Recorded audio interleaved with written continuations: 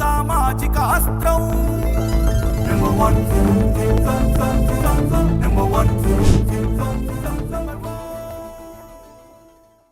Welcome to number 1 news. This is మధులలిత.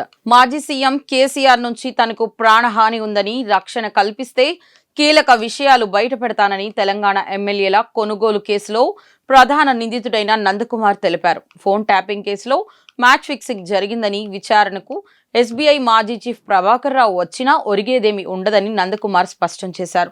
తనంతట తానే phone tapping చేయించానని Prabhakar Rao అంగీకరిస్తే కేసు ఒక కొలిక్కి వస్తుందన్నారు. కేసీఆర్ అంశం ఎక్కడా ప్రస్తావనకు రాదని స్పష్టం చేశారు. అప్పటి ఎస్బీఐ చీఫ్ ప్రభాకర్ రావు చెబితేనే నందకుమార్ ఫోన్ ట్యాపింగ్ చేశామని, ఈ కేసులో అరెస్టు అయిన రాధాకిషన్ రావు ఇప్పటికే నేరాంగీకార వాంగ్మూలంలో పేర్కొన్నారని నందకుమార్ తెలిపారు. తన ఫోన్ ట్యాప్ చేయకపోతే తనకు సంబంధించిన ఆడియోలు మాజీ సీఎం కేసీఆర్ కు ఎలా దొరికాయని ప్రశ్నించారు. తాను రోహిత్ రెడ్డితో మాట్లాడింది కాల్ రికార్డింగ్ కావచ్చని, స్వామి సింహయాజీతో మాట్లాడిన కాల్స్ కూడా రికార్డింగేనా అని నిలదీశారు. సుప్రీంకోర్టు ఆదేశాల మేరకు ఫోన్ ట్యాపింగ్ కేసు ప్రధాన నిందితుడు ఎస్బీఐ మాజీ చీఫ్ ప్రభాకర్ రావు గురువారం సిట్ అధికారులు ఎదుట విచారణకు హాజరవుతున్న విషయం తెలిసిందే. అమెరికా నుంచి బుధవారం రాత్రి ప్రభాకర్ రావు హైదరాబాద్ చేరుకోవచ్చని సమాచారం.